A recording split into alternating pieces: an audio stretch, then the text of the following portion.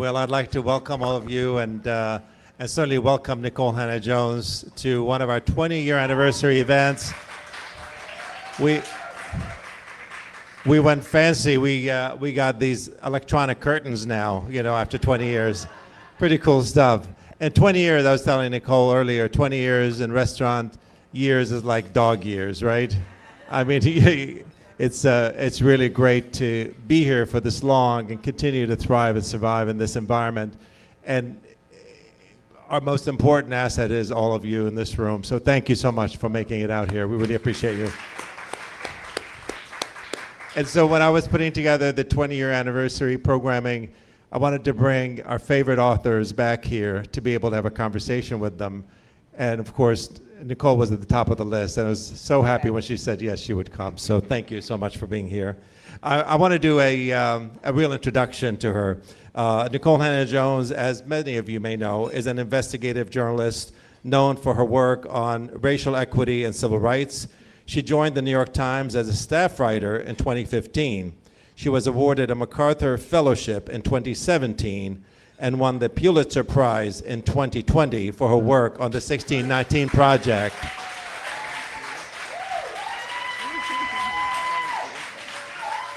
How many of you have heard of the 1619 Project? A handful. And we hope that Nikole can stay afterwards and sign some books. I think a lot of people bought books. Maybe. Maybe. Okay. Depends how nice y'all are. She's currently the Knight Chair in Race and Journalism at Howard University School of Communication, where she also founded the Center for Journalism and Democracy. I see a lot of HU graduates in this room. It's great to have you all here. Thank you, and thank you so much, Nikole. You can grab your microphone by hand. Yep. All right. Is it on? I think it's. Is it? Yep. Yep, it's on, definitely. So I want to begin with really the elephant in the room. There's so many elephants in the room these days that it's hard to even start. But I want to talk a little bit about Charlie Kirk. And I know there's a lot of, and I know people are probably sick of and tired about hearing about Charlie Kirk, as I am. But there's an event happening right now in Arizona in a stadium where there are over 200,000 people that have showed up to commemorate this man. And the pageantry is quite outrageous, frankly. They even have a guy carrying a cross and walking across the stadium. Now, it does have wheels on it, but it's still, it really does have wheels. And he's trying to pretend like he's really going like this, but there are wheels on it. It looked pretty easy to carry, but still, the whole idea of kind of carrying the cross a la Via Dolorosa, where Jesus walked to his death.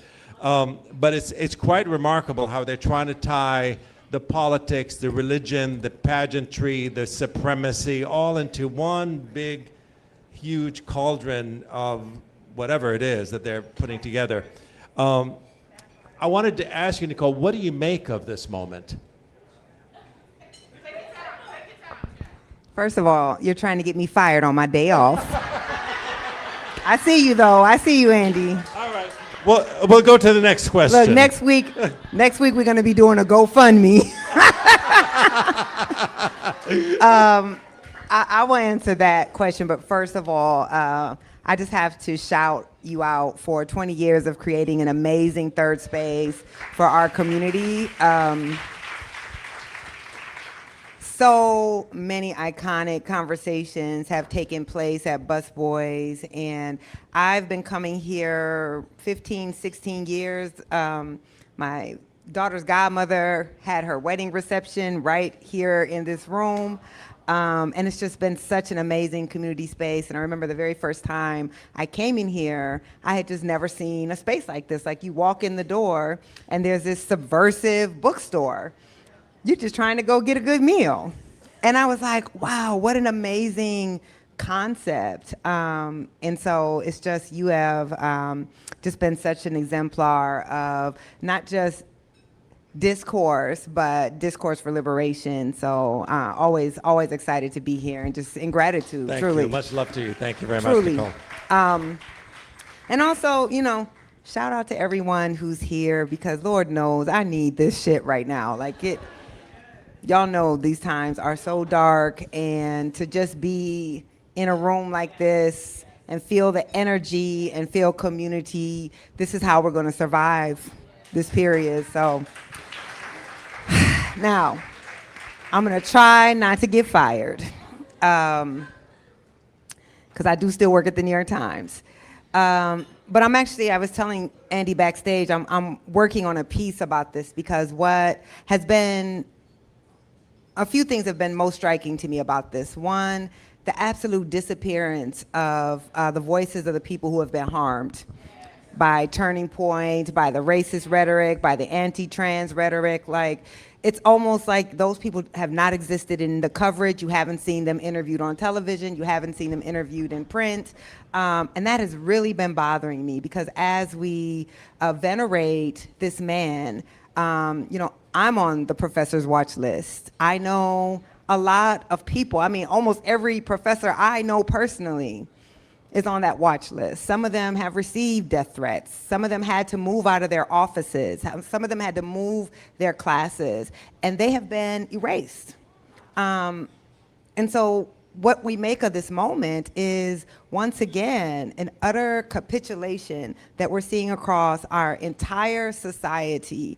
And we have got to push back against that. It's like we cannot allow ourselves to be erased from that discourse. So I think the way I've been thinking about it, we had seen a period, I guess my entire lifetime, where you couldn't really be just openly bigoted and be seen as a mainstream person, right? That we knew the bigotry was there, but you had to camouflage it behind dog whistles.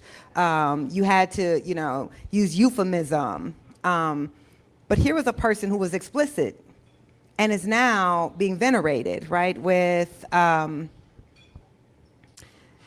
Congress signing, what was it? Right, but the resolution, we're seeing it's live coverage. This is something like in our lifetime, we didn't see that open bigotry being embraced as just conservative values and mainstream values.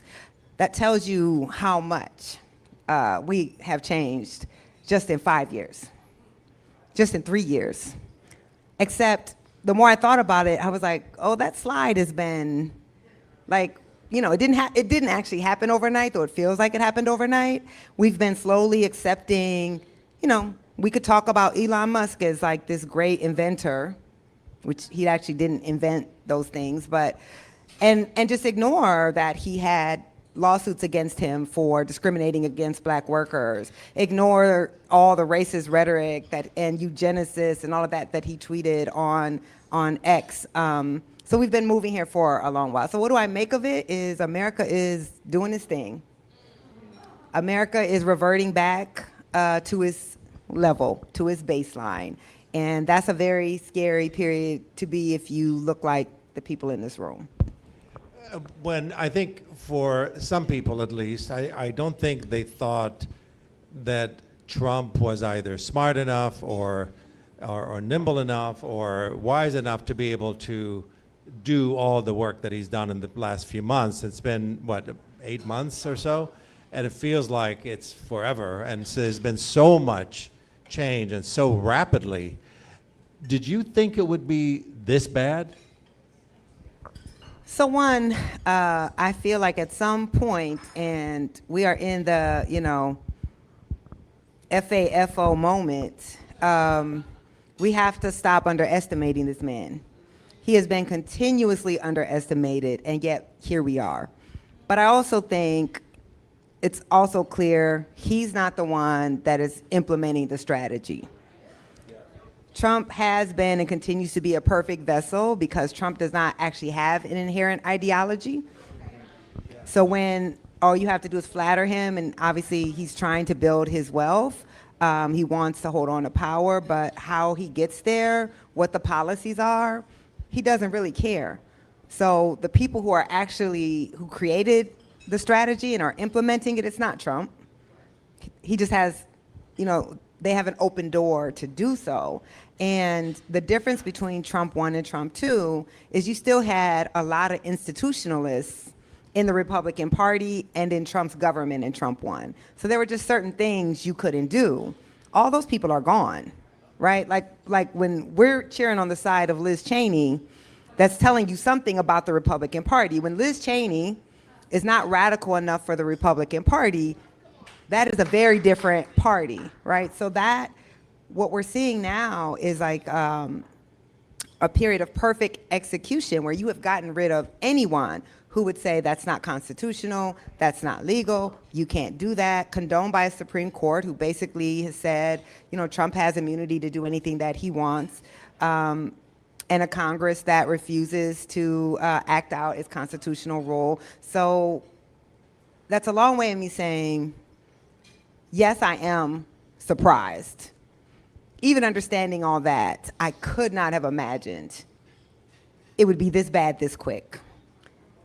And I'm someone who studies how ugly this country is, what this country is capable of. I could not have predicted this. I think anyone who says they could have predicted this is lying. This is an extremely frightening period that we're in. And the utter collapse of any type of resistance to it, the utter capitulation across every industry, including my own, could not have foreseen that. I mean, you at least thought would have taken some time, like some real effort to get all these institutions to fold. So yeah, we out here on our own. I knew we were going down in a very, very dangerous path when Liz Cheney actually became the face of the Democratic Party. And that was actually the bigger concern. That worked out. Exactly. When slavery ended in the United States, there was a period of Reconstruction that ended very quickly in 1877. And then we went on with Jim Crow and all that, and then the Civil Rights Act and all the changes that happened in the 50s and 60s. Are we seeing an end of Reconstruction of this era with this current administration?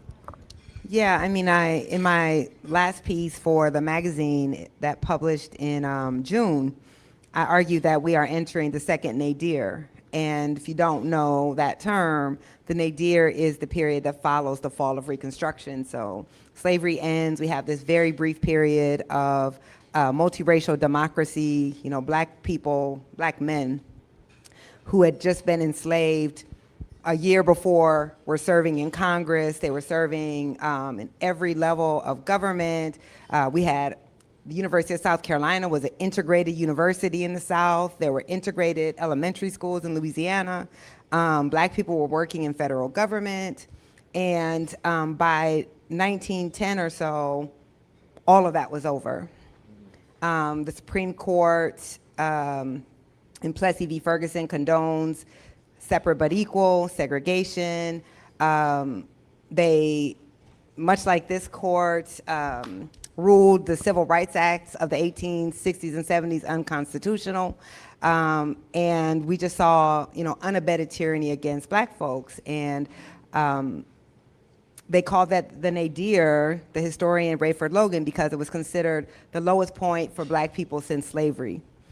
And the very bottom of that was about 1910. And, I've obsessed over this period long before I knew we would be in another one, just because I always wondered, how must it have felt to have suddenly gained all of these rights, more rights than you could have ever imagined, like born into slavery and having all of these rights, and then watch as W.E.B.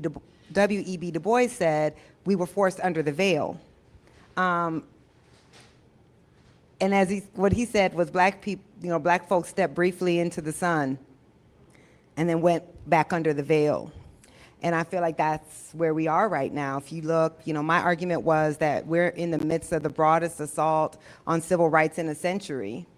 And you can look at things like the redistricting that's happening, where they're eliminating black seats, a Supreme Court that has taken up the Voting Rights Act again, the overturning of affirmative action, the gutting. They're saying they're gutting DEI, but they're really gutting civil rights, and saying we are actually a country that should be multicultural.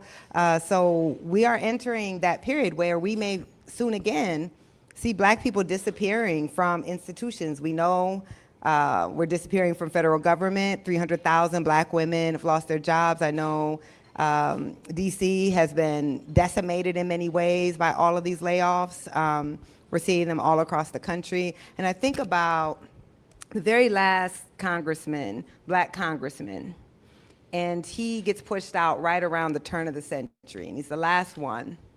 And he says, he gives this speech on the floor of Congress that you have forced us all out, and I'm leaving too, but one day we will return like a phoenix, rises from the ashes. And that's very inspirational while sad, except that phoenix wouldn't rise for a century. A century.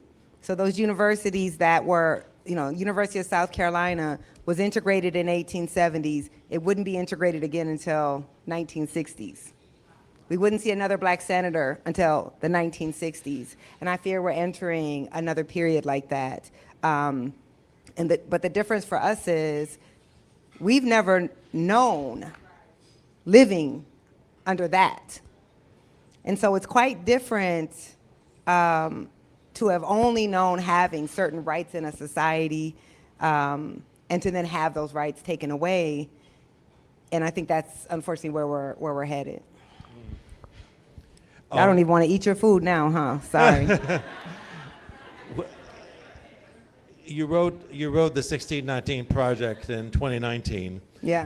The 400-year anniversary of the first ship that came here to this country with enslaved people on board. The project was a hopeful project, and it was interesting because you talk about your father, and very, very clearly the opening statements of the article, where you talk about your father raising the American flag and how he really, believed in America, believed in what America, like Let America Be America Again kind of thought of America by Langston Hughes, where they believed there is a possible America there. It's somewhere, it's hidden underneath stuff, but it's there. Would you write the same project, that same story today, if you were to rewrite this project? Because you wrote it under a different administration where there was a lot of energy. 2019 was still Trump. I know, but it was a different energy. Yeah. In the room, and it was a different type of Trump, obviously, that we're seeing today. Not that he necessarily changed, but the outcomes were very, very different.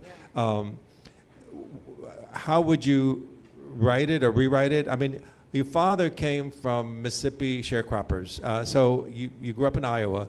So all of that, I mean, to say that even coming from that kind of background, he was able to really think of America as a great place. I'm having a hard time. I'm an immigrant.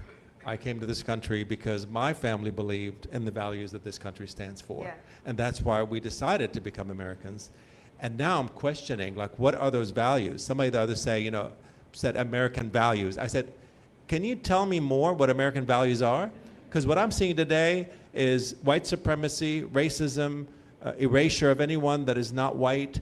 It's a very, very different kind of idea when you say American values today. That has changed. So how would you rewrite it if you were to rewrite it, or would you just keep it the same? Yeah, I definitely could not see myself writing that essay the same way today. Wow. Mm. Now, I don't actually think America has changed, right? Like, the fundamental values of America have not changed. And this is what made people so angry at the project in the first place, was me saying we are founded as a slaveholding republic, and everything about our society is poisoned at the root because of that. That part is true. But I think, what I was trying to do, so one, my dad, I don't know that my dad thought America was a great country. I know that my dad said, you are not going to take my birthright from me. So for him, as a Black man who served in the military, flying that flag was an ownership over a country that he understood his ancestors built. I can't say I ever had, he was patriotic, and I think, the essay is me trying to work through what does patriotism look like when you're Black, right? When you're only here because your ancestors were forced to be here through slavery. And I also, rhetorically was trying to call people in. So it's intentional to open this essay with the flag. I know who I'm speaking to. I know what I'm trying to do. The core of the essay would remain the same. How the essay starts and how the essay ends. And the essay ends with me saying, I wish I could go back and tell my younger self that this is your country and you have a right to claim that flag. I wouldn't write it like that now. I wasn't that convinced when I wrote it the first time, honestly. Right, like you're doing, I'm a writer. I understand the power of rhetoric, and I knew I just did, if y'all listen to Cannonball, Wesley Morris's New York Times podcast, which is excellent. I just did an episode with him, and I was saying in that moment, I was trying to call us into our possibility. Like, I didn't think this was the America we were. I didn't think this is America we probably would become. But I wanted to call us into, like, this higher possibility. And now it feels so quaint. It feels so quaint to even attempt to speak to that higher aspiration. I mean, we had a sitting senator who said those words in the Declaration, right? All men are created equal. He was like, those are just 4 words. Yeah. I mean, think about that, though. This is like the party that thought that they had the monopoly on patriotism. How dare you say anything negative, who is now dismissing what are considered the greatest words, like in the English language, right? We hold these truths to be self-evident, that all men are created equal, and saying that was just some bullshit. We can't let everybody in the country. All people are not created equal, like he's saying that, a sitting senator. So you're realizing, I can't call you into that possibility. If you're dismissing your own ideas, if you're trampling on like your own founding documents, I don't know what to do with that. So I think where I am now, and this is what always angered conservatives about the 1619 Project, is I said, you have to understand this country's greatness through Black people. That if you want to understand what is good about this country, you have to take the people who are on the very bottom, so much so the bottom that we weren't even considered human beings, that we were considered property. And we read those words that you wrote, and we said we are going to make them true. We are going to fight our own country people to make them true, and fought for every person's rights, not just our own. And they could not bear anyone other than themselves being heroes of the American story. So no, I don't know how I would write it today. And frankly, if we're all honest, I couldn't do the 1619 Project today. You mean a newspaper would not want to print it? I think it would be very hard to get any institution right now to support something like the 1619 Project. So I don't even know that today it could exist. You write in the article that and in the book that it was Black people that saved American democracy. That had it not been for Black people, we would be already in a state of fascism. Do you think Black people can still save America, or you think it's their responsibility again? Okay, with the questions, Andy. Okay, Walter Cronkite over here. All right, I got you. This is what happens when you've had as many conversations as we have. So one, I'm gonna slightly reframe that. I don't think Black people saved American democracy. We architected it. There was none. There was none. And this isn't some like feel good like Black nostalgia. Like literally, if you understand representative democracy, if most of the people cannot vote, you don't have democracy. So for most of the history of this country, the majority of people couldn't vote. Half of the population were women. They couldn't vote. Black people couldn't vote. Native, indigenous people couldn't vote. And so black people really, with our bodies and our intellect, architect American democracy. And so part of like why you're seeing Trump trying to attack history is if we understand that actual democracy in America is only a decade older than I am. Because until you eliminate fascism in the South and black people can actually vote where they are, and sometimes the majority of the population, you don't have democracy. And that democracy is won after a 60 to 70 year bloody battle against white people in this country. And so if you know that, and if you know that actually for most of the history of our country, they did not believe in multiracial democracy.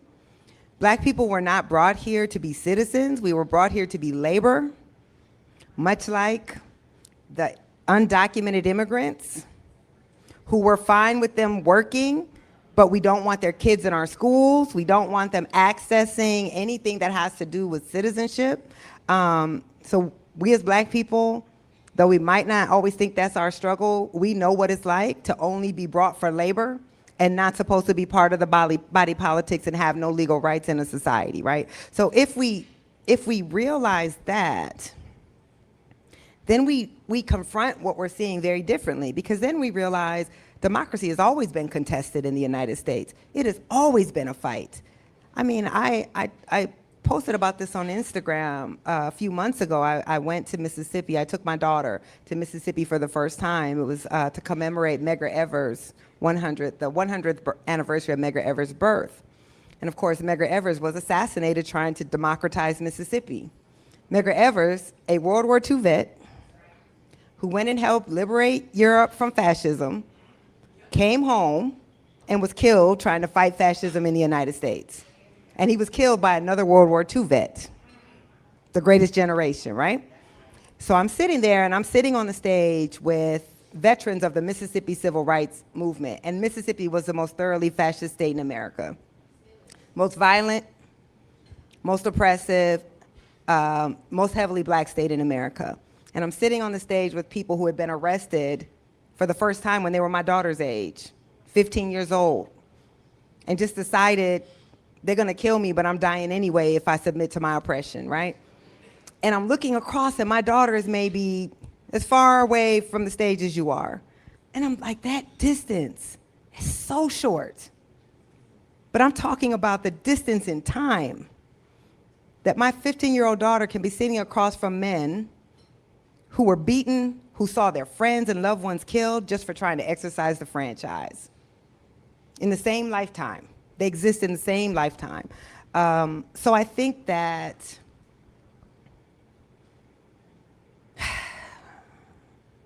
it's such a hard question because we have never been able to save America on its own. We are 13% of the population, and we have bore 90% of the death in trying to democratize this country, right? 90% of the pain, 90% of the economic losses. And I was at this event in California the other day, and this guy asked me, he's like, I was, at these No Kings marches in Detroit, and I just couldn't help notice there weren't that many black people there.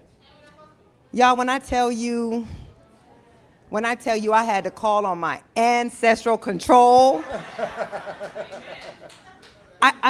my face got so hot because I was like, how dare you? We did our part. And now, when y'all voted for this shit, you're once again like, black folks, put yourselves back out on the line once again and save us from ourselves. It's so insulting and unfair, and yet what choice do we have?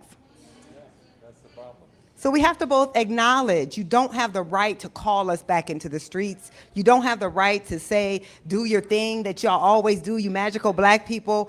You don't have the right, and yet we know who's gonna hurt the most. We know there's not enough self-protection in the world to save our communities for what they have in store for us. So you know what? We will. We will do it. We may not march in the streets, but We are organizing in our own way. We're going to once again have to try to defeat autocracy because we don't have a choice. But I also want us to be clear. Sometimes I hear black folks say, well, we've survived worse. One, many of us did not survive. And at some point, after 405 years now, 6, when do we have to stop surviving worse? But, this is America, y'all, so I don't know what to do with that. I don't even know where I'm going. This is therapy. I'm feeling very...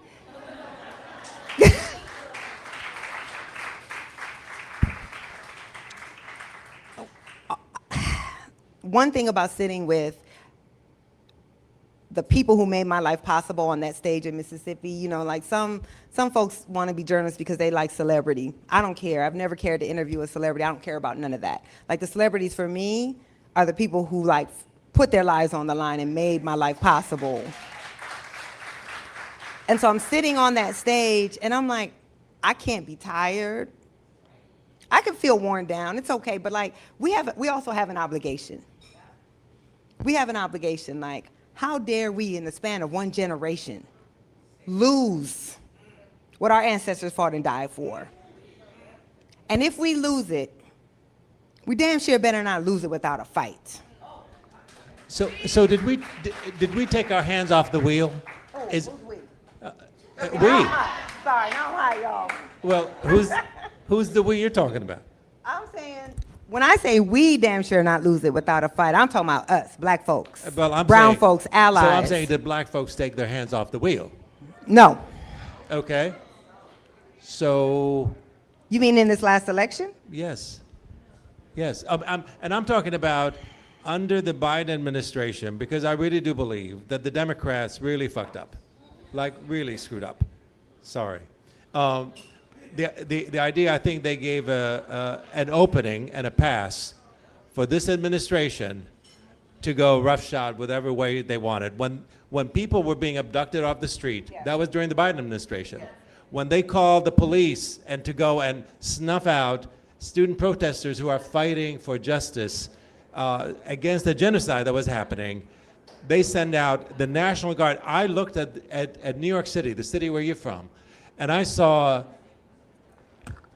I imagine thousands of troops descended on Columbia University and dragged these young men and women Yes. into vans, and then destroyed their lives by taking away their graduation possibilities, by taking away their degrees, and by doxing them. And no one spoke up, really. I mean, yeah, of course some people spoke up, but there was this silence. And then when Harris was the nominee, she didn't try to write it. She didn't try to say, well, this was wrong. She went along with what Biden was saying and basically supported what he was doing. I don't know about that, but... Well, I mean, she didn't speak out against it. she didn't speak out against it. Exactly. So how much do you attribute the current condition that we're in now to the previous administration and the fact that some of us, I'm not just talking about black people, that some of us took our hands off the wheel thinking they got this? Okay, so that's a different question. Okay. Right, because what I won't allow, black folks voted against this at the highest rates of anybody, black men and black women. And so I think it's always easy because the expectation, no other group is expected as a monolith to support one political party, but we are. So even if it slides 4%, you got 25,000 stories about, black men are only voting at 85%, not 90%, but not the white folks that the majority of them elected this man, right? So I won't do that. Now, if we're saying we as in people who identify as Democrats?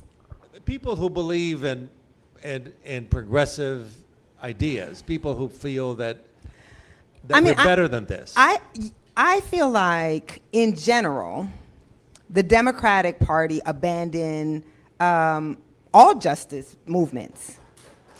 So, no, they did not speak out when we saw the repression of protests for Palestine.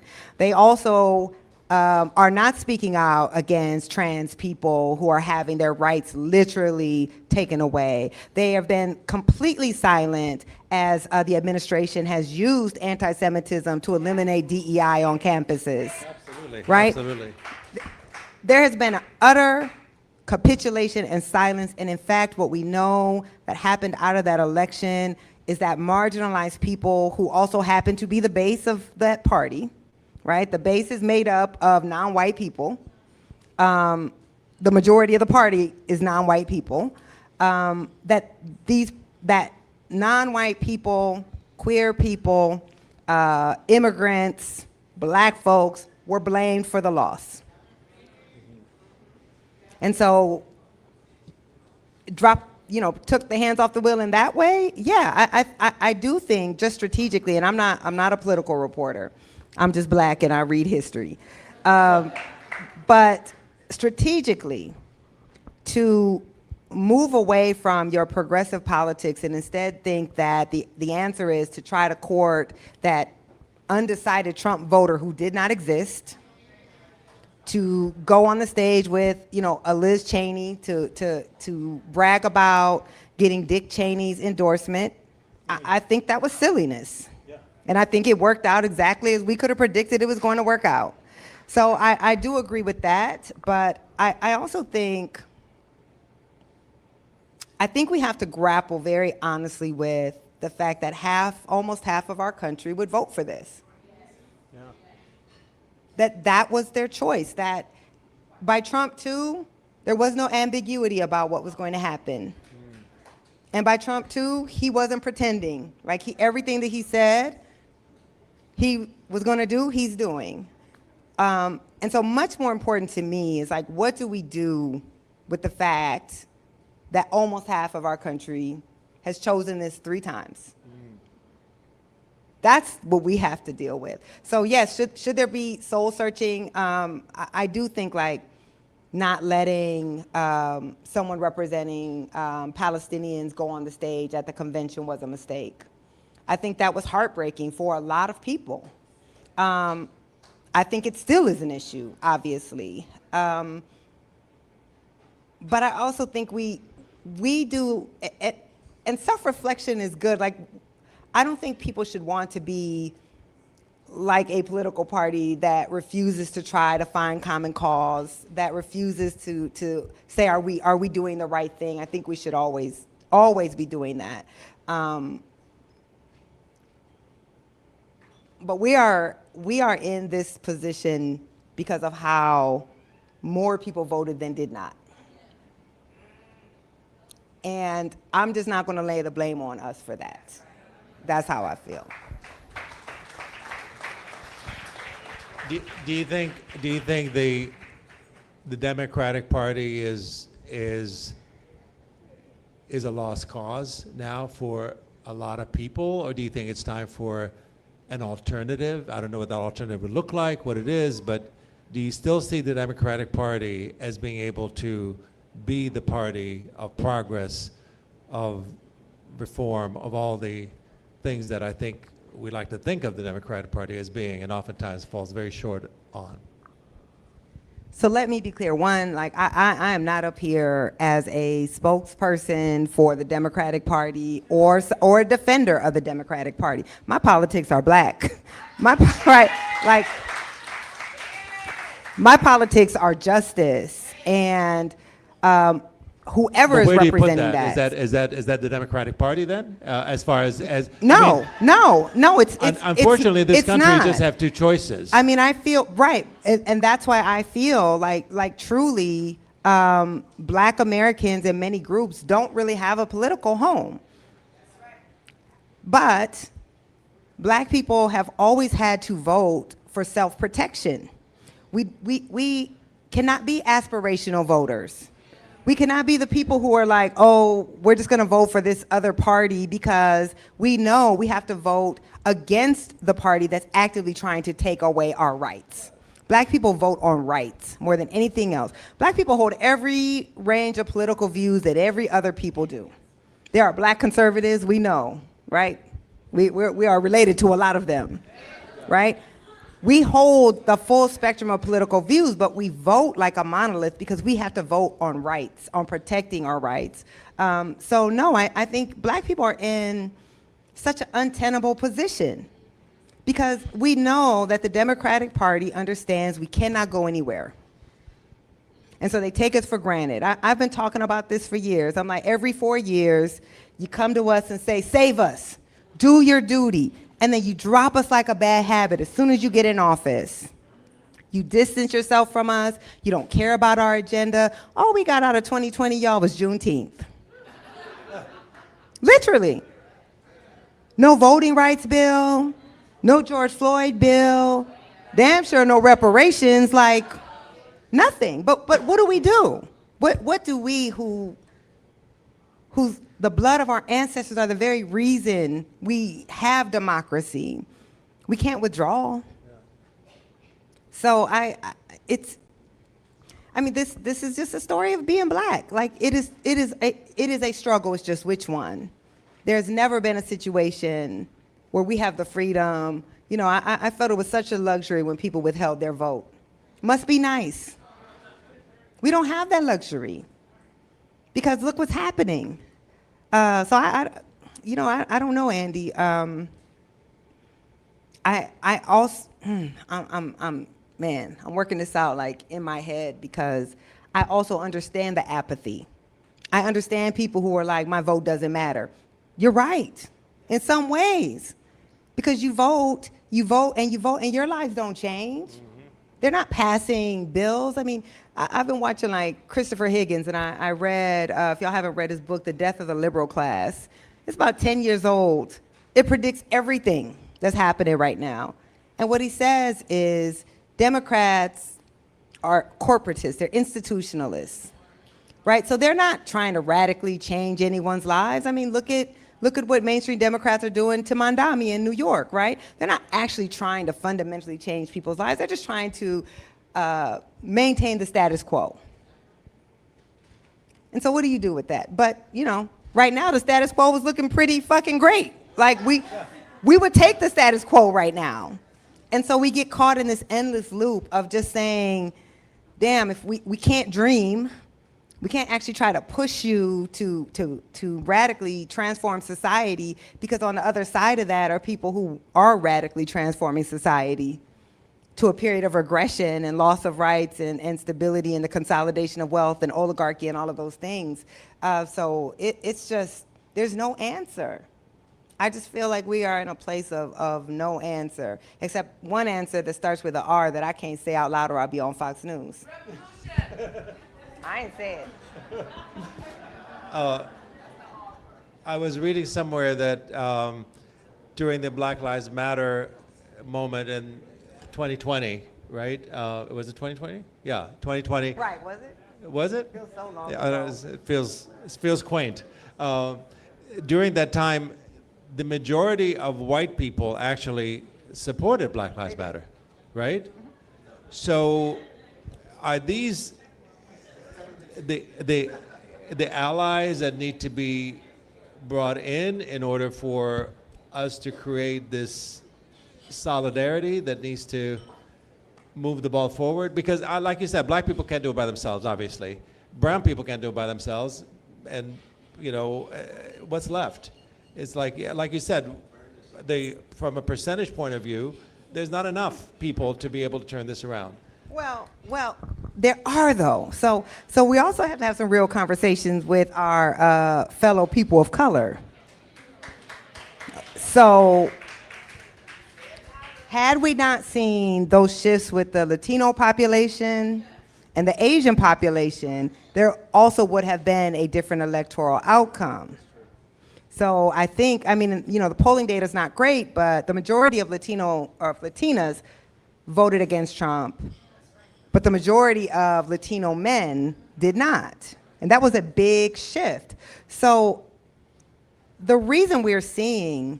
It won't happen again.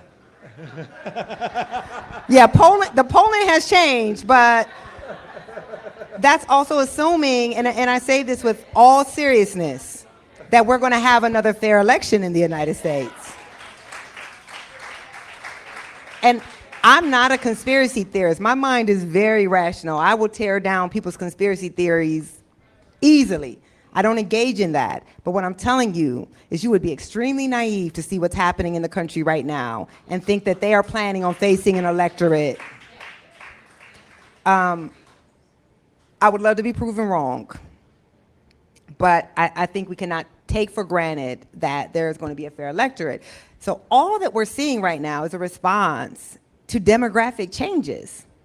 We have to be clear, right? When things first started to break was when Barack Obama gets elected twice with a minority of the white vote. So it becomes clear that you can elect a black man and you don't need most white people to vote for him. So he won with a majority of every group of color and a minority of the white vote. Now afterwards, white people revised history and were like, we elected Obama, so therefore racism is over. But y'all did not. The majority of you did not. So all you need is a plurality of white people to join and find common cause. And a plurality of white,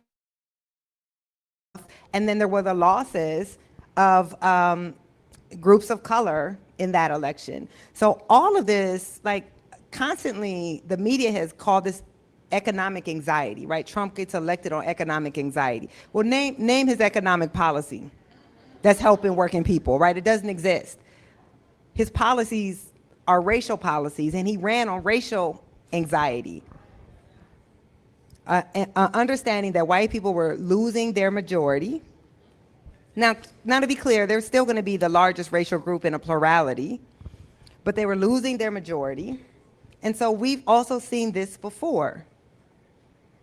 White Americans have never been willing to submit to minority rule. And by minority, I mean non-white rule, because actually if you're the majority, you're not the minority, right? And so what happens? We get the apartheid South. When white people had to face an electorate that was majority black, they ended democracy.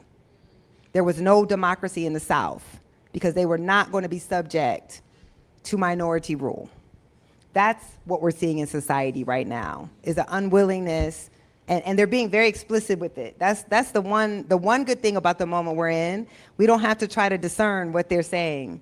We don't have to try to be like, well, is it really? No, they're being very explicit about that. So I don't, well, it's not possible that we just simply say we don't need to ally with white people. One, there's a lot of white folks who oppose this. We cannot forget that. And two, we cannot move forward without finding common cause with white Americans who oppose this. That has always been the case. Now the problem is that support can be very fickle. And this is what you're speaking to in 2020. Yes, for a very brief window in 2020, the majority of white people, for the first time in the history of the Black Lives Movement, Black Lives Matter movement, supported Black Lives Matter. But within 6 months, Republicans began to orchestrate that anti-CRT campaign, which then became the anti-DEI campaign, to play on white folks who weren't really in it. You know, they were moved. If you had a pulse and are human, you should have been moved by the lynching of George Floyd, right? So they were moved by that. But it was impossible to sustain that level of commitment to racial justice to people who have benefited from injustice their whole lives. But we can't give that up. Again, we're 13% of the population.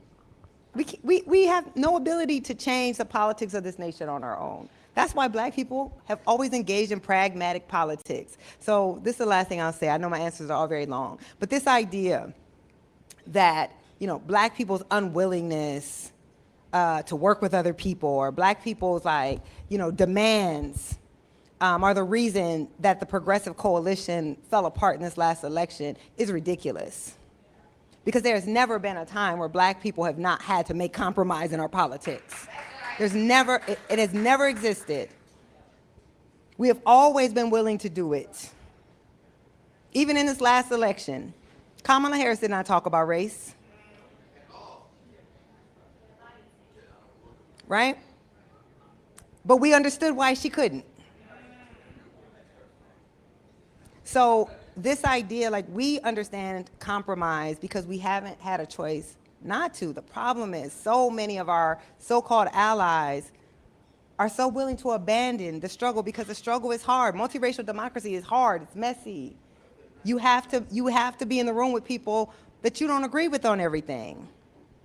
But we also can't get to the point that we're being asked to be, which is we're willing to compromise people's rights then to make that common cause. And I'm not willing to do that, right? I'm not willing to say trans people don't have the right to move in society with the same rights that I have. I'm not willing to do that. You're right. I'm not willing to say you should be able to kidnap people off the damn street and disappear them. I'm not. I'm not willing to say that somebody who stands up against genocide should be disappeared and deported from the United States. I'm not willing to do those things. So I can't find common cause with everyone. But I do think that there are enough Americans, and certainly white Americans, to find common cause with, right? And we know even on the issue of Palestine, so many of the people who have been on the lines protesting are Jewish Americans. So anyway, this is where I start getting in trouble when I start rambling, so let me cut it off. So we're going to open it up to some questions from the audience in a minute, but I wanted to ask you one last question before we do that. What do you think black people should be doing at this time? What is it, I mean, other than try to stay safe and make it through these horrible times that we are about to face? And drink water, moisturize, read books, read lots of books. Lots of books. Listen, I'm going to say this, and I'm going to keep this answer actually very short. What black folks are doing right now is moving in silence. Nobody should take the fact that you don't see us out in public on the streets that we are just acquiescing. Black folks are organizing internally all across this country because one thing that we have realized, we can't count on anyone but ourselves right now. But I want us to be very clear, and if you haven't been part of those organizing conversations, don't believe they're not happening. And I'm speaking to black folks when I say this, right? Don't believe, if you have not been part of it, don't think that it's not happening. It is. But I think black folks are understanding they have to move differently right now. And with an administration that's trying to crush dissent, that's trying to defund movements, folks realize we don't need to be blasting out to y'all what our plans are. So that's what I think black folks should do. Move in silence and handle our business and moisturize and drink water and read books.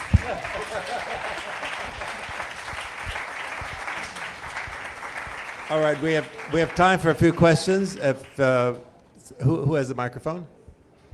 Oh, you did? Thank you. Yes. Before that microphone, I just have to shout out our girl Tiffany Cross, who just entered the room. You know we love Tiffany Cross. Thank you for being here, and thank you for all that you have done and all that you will do. She has a book coming out too. When's your book coming out? Okay, stay tuned. Follow her on social. She has not been silenced. She also has the Native Land podcast. If you don't listen to it, please subscribe. Welcome, Tiffany. Nice to have you here. We'll And do your book right here. Please support our sister. All right, right there.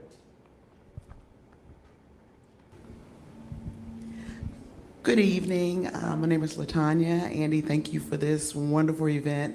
And Nikole, I've been following you for a while. So you came to my church, Ebenezer, a few months ago. So, but my question is, I just returned back from Ghana, my first time on the continent, and it was a cultural experience, not a vacation. It was a journey. And I understand that you also went to Ghana last year. So I want to know if you can tell us 2 takeaways that you can share with the audience, and more importantly, those that have not been there, why they need to go. Absolutely. Oh, it's a transformative experience. I've been to Ghana many, many times. I first went to Ghana when Barack Obama was running to become the first black president the first time. So I think that if you are able, this is our Mecca, this is our pilgrimage. It is essential for us to connect with the diaspora. Ghana is the home of Pan-Africanism. Kwame Nkrumah was a Pan-Africanist. W.E.B. Du Bois is buried in Accra. And I just think that especially now, we need to, when you walk on the soil in Ghana as a Black American, especially I would say a Black American who descended from slavery in America, which is different from our Black folks who come from the Caribbean, because you're used to being in a Black country. We've had to live our whole lives in a country that is not run by Black folks. And so to come there, when I go there, I feel free in a way that I don't feel anywhere else. That's just true. But I would also say, the first time you go for the experience of going to the castles, going to the last bath, really experiencing what our ancestors went through. And then y'all need to come back for Dirty December, because that's when I like to go, right? Because it's also not all about our trauma, right? It's also just about going there and like experiencing the culture and the love and the community and the beauty, and just not having to deal with this shit for, a few days. So I am definitely an ambassador. Pretty soon I'm gonna be spending about a third of my time there. And I'm gonna give a one-third thing though. Don't go over there and be colonizers. Because we also, right, we are indoctrinated in certain systems, and then we go other places and we act like they act. And I've seen people be rude over there. I've seen people not be respectful of culture and tradition. I've seen people think you can go and take over. Let's not do that. They are very welcoming of us right now. Don't fuck it up, okay? And one little plug, we're going to be doing a trip to Ghana through Busboys and Poets in July. Next July. I might roll. Yep. Stay tuned. Hi, my name is Karina, and I like to know, as a journalist within this administration and also working for, legacy media, how do you reconcile being a journalist and working under an administration that at the same time wants to suppress free speech, but also in legacy media, who has a history of kind of limiting what journalists in certain sectors do? So how do I reconcile it? Yes.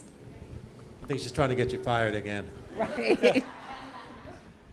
So one, I'm very clear-eyed about everything. And I think if you read anything I write, if you ever hear me talk anywhere, if you see my social media, you see I am not censoring myself. I have accepted the fact that at some point my time will end, right? I'm very clear on that. But while I'm there, there's literally no platform in the world like the New York Times. And so I feel a responsibility in this moment to be at an institution like the New York Times, to write the stories that only I'm gonna write. I was telling Andy backstage, so when I was talking at the beginning about how we haven't seen Black, trans, immigrant voices in the coverage of Charlie Kirk, I'm writing that story, right? I'm like, why aren't we writing about this? Okay, I'll do that story. If I'm not there, the stories don't get written. So I think we do have people who are working for legacy media who I think are adapting to the moment. I don't do that. So I actually don't have any dissonance whatsoever, because I know, if y'all know me, you know, I have always refused to sell myself out to get ahead. There has never been a moment where people can say, I faced pressure and I folded to save myself. So if there comes a time where I can't do the journalism that I need to do, I won't be there. But for now, I can still do the work that's important. And as you all know, we are losing our Black voices in mainstream media. Washington Post, you can look at, not just the Post though. Lots of the organizations that created race teams after 2020, those teams have been eliminated. We are seeing the same thing. It's cyclical. We always see it. Some big racial incident happens, then the newsrooms all of a sudden discover race is an issue, and they start hiring reporters, and then they get tired, and those reporters either get moved off of the race beat or they get eliminated. So I hold a very unique position in media. And I'm able to do what not many can do. And I'll tell you, I've had people like, I won't name them, but people who have dedicated their life to civil rights, who when I start to have questions, have told me, you don't actually have the right to give up this platform right now. But I understand where the question is coming from. Look, this is a dark time in every aspect. I did not think that we would see media capitulating in this way. But this is also the problem when we thought there were benign billionaires who were gonna buy media for some public good. This is why we got to read books, y'all. Like, no, I'm not being funny, because our perception of reality is being shaped by the algorithms that are controlled by billionaires. So we're not thinking critically enough, right? You don't become a billionaire by being benign. I don't think it's possible to become someone somewhere is making a poverty wage, not right. It's just not possible to become a billionaire by being benign. So there was this belief that billionaires were saving newspapers. But really, they were biding their time, right? It's useful at some point to control media. But what I could say about the New York Times is family owned. The New York Times has been family owned for generations. So these were not people who just said, let me collect a news organization. These are people who actually, as flawed as they are, because we are human beings and we are all flawed, actually believe in journalism. Like, journalism is in their lineage and their legacy. So when Trump sued the New York Times, they got their expensive ass lawyers and took that shit to court and got dismissed in like 2 days, right? So if I had to work in legacy media, this is the place I would want to be right now, because I don't see the Times capitulating in that way. This is their inheritance. A.G. Sulzberger, look up the Times and see how many Sulzbergers have run the New York Times. But I think I understand the question. And if you follow me on social, you know I am critiquing other black folks, which I don't do. Tiffany knows this, right? I have a standing policy. I don't critique black folks in public, right? This is my policy in general. Some shit we keep in the house. But in this moment, we don't have a choice, right? If you're being complicit to what's happening, you not my skin folk, okay? So there are certainly some who are not using the platform, I think, responsibly in this moment. But the day y'all see me not doing that, call me the fuck out. And I say the fuck out. Call me out. If you, and I'm being so sincere, right? If you ever see me, because look, it's a scary time. When Charlie Kirk died, Tiffany would tell you, a lot of black journalists got scared, a lot of black writers and thinkers, right? Because we're like, it's gonna be vengeance. And even though we didn't have anything to do with it, we get blamed and the vengeance might be taken out on us. It's a scary time to try to speak truth in this world. But as I say all the time, courage requires fear. It's not courageous if you're not afraid. Courage is saying, I'm afraid and I'm still going to act anyway. And so if you see me slipping, holla at me. And I'm very sincere on that. Because I know where I come from. I know whom I belong to. And I know whose footsteps I try to follow in. So thank you for that question. That was a whole different lecture, sorry. You didn't ask for all that, but that's what you got. Good evening, Nikole Hannah-Jones. Thank you so much for being here. My name is Kia Cunningham. My question, when we talk about preserving this moment as Black people or as allies, as progressives, do you have any thoughts on how we archive in this moment, how we protect the things that do exist, the projects that have been CRT, DEI'd in this current administration? Do you have any thoughts or ideas on what we can do as a larger people to say that we are going to protect the information that exists before it fades away? What do you do?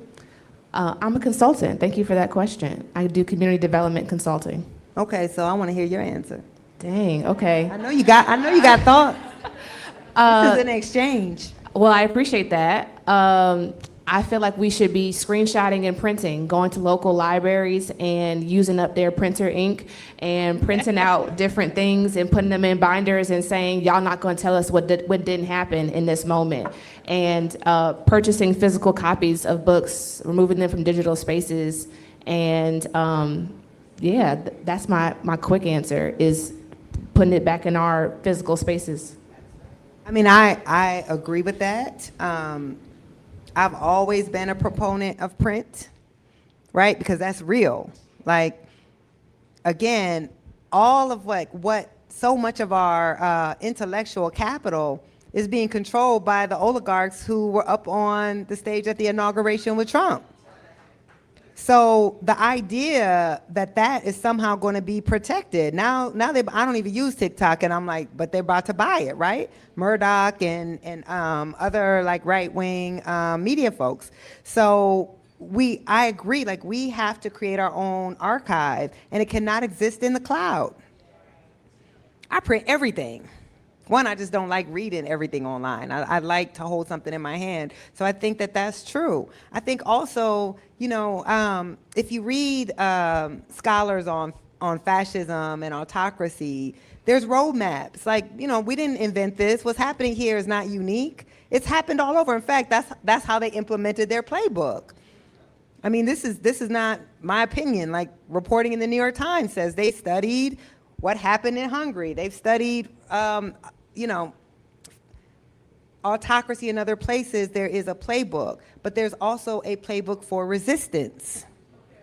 Okay? So read Timothy Snyder on autocracy. Do you have it here? It's this big. Yep. We have all kinds of books on fascism Yeah. and other things. Yep.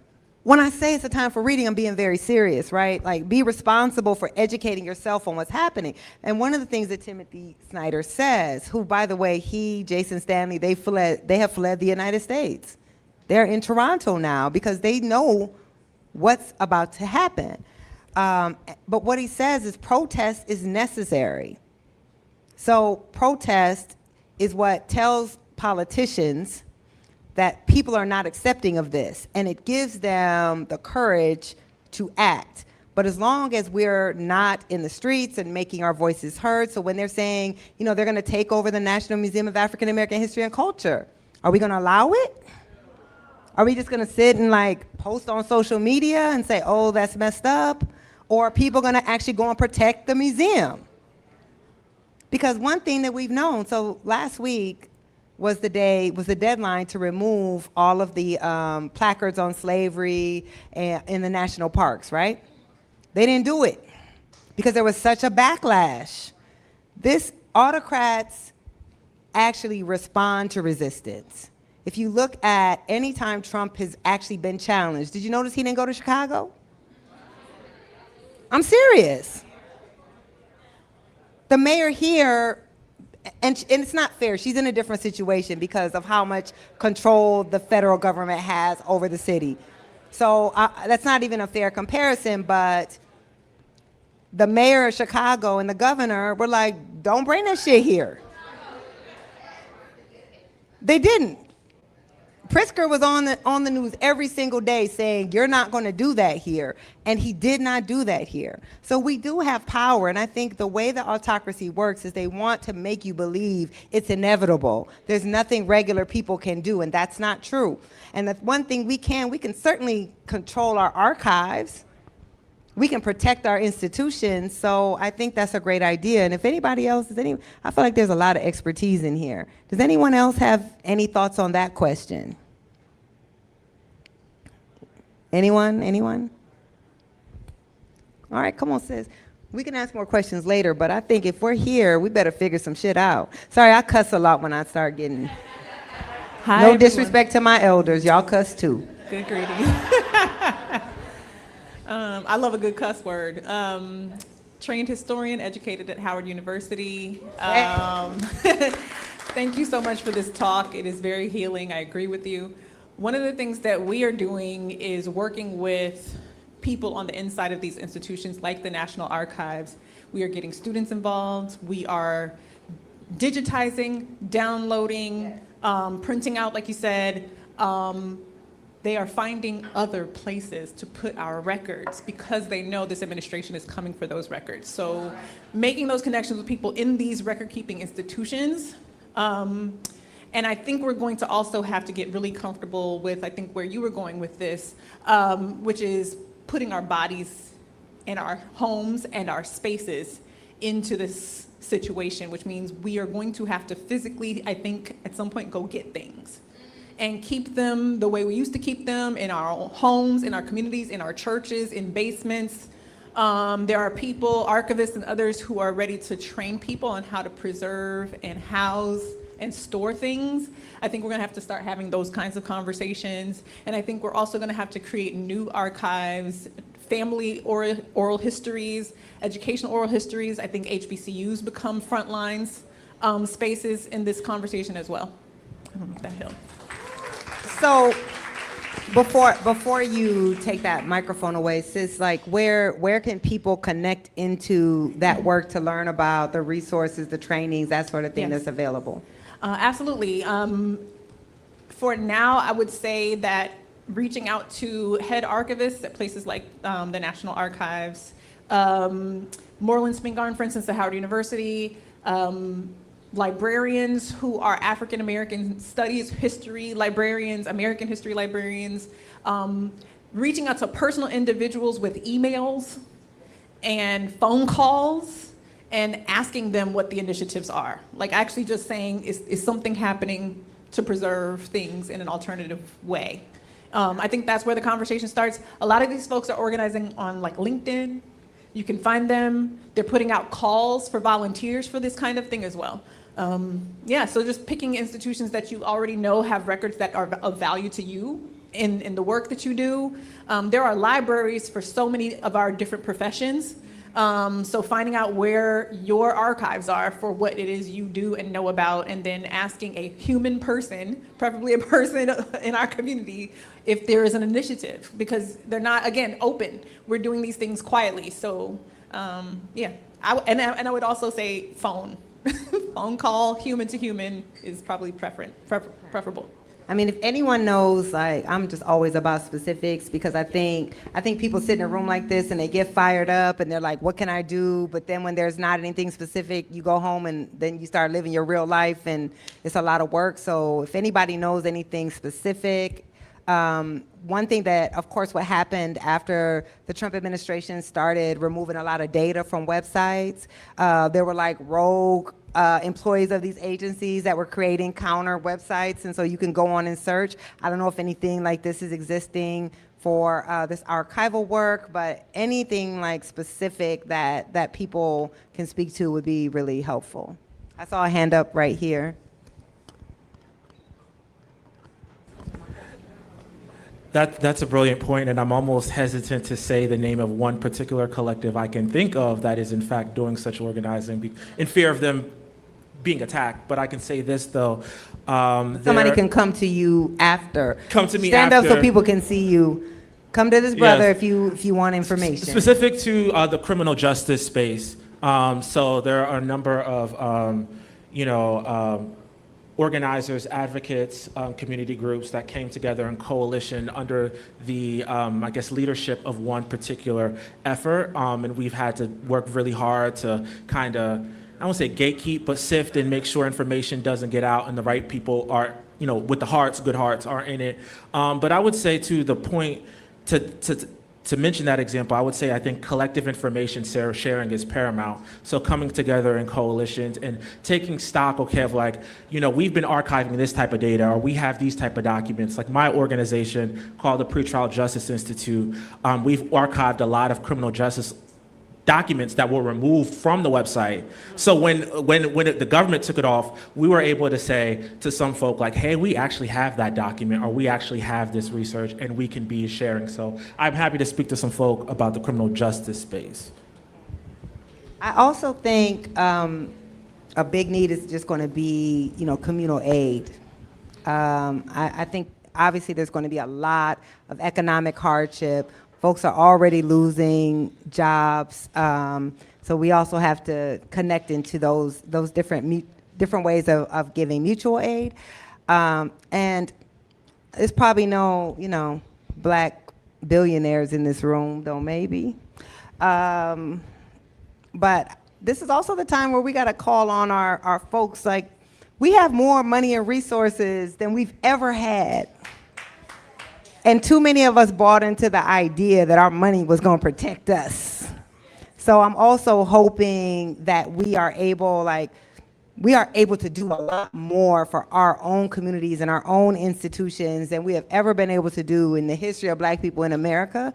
But I'm also afraid not enough of us know that that's our obligation right now.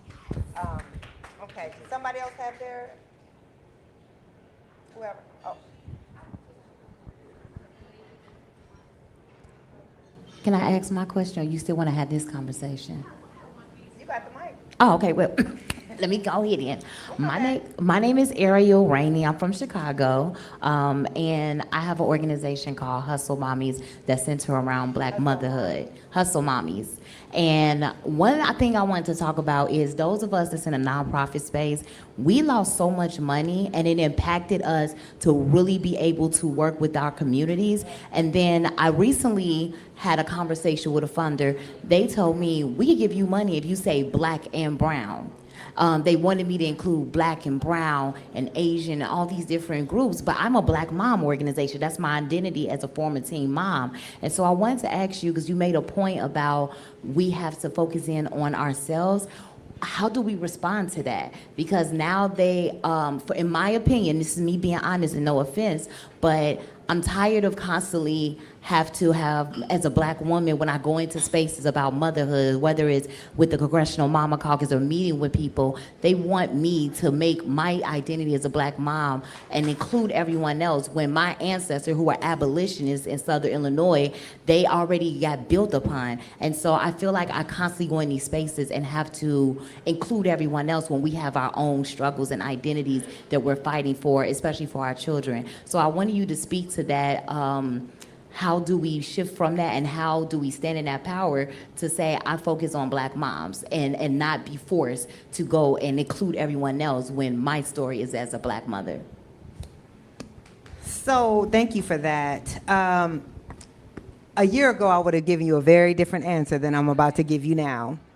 Okay, so I agree. I say all the time, the POC thing has actually been very detrimental to Black Americans. And what it has done was everyone else was benefiting, and our primary needs have not been met.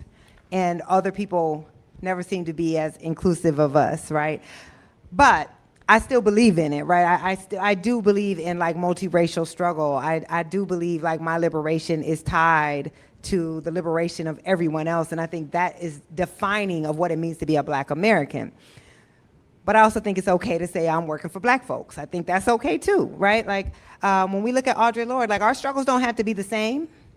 I support yours, you support mine, but no one person or group has to do everything for everybody.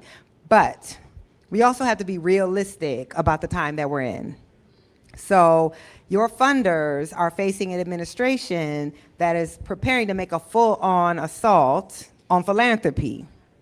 And they're doing it saying philanthropy is violating the 1964 Civil Rights Act by talking about race. So you can say, I'm standing on my principles, or you can try to get your money to do the work that you need to do.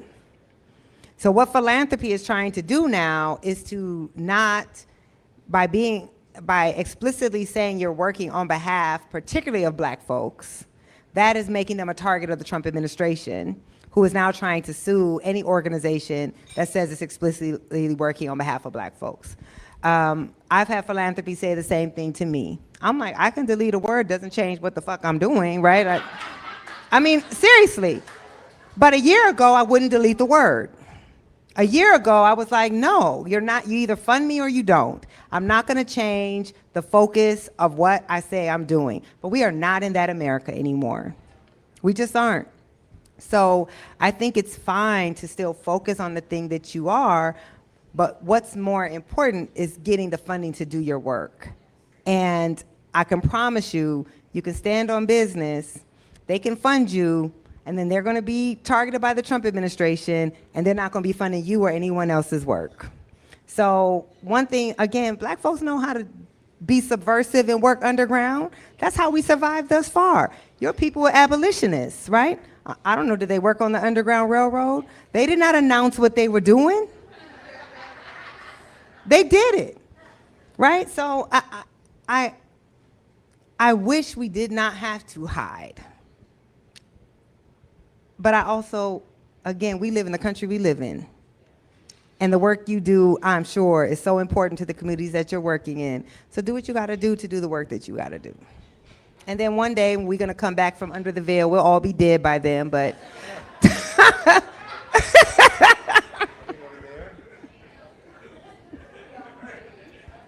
I'm just being real, okay?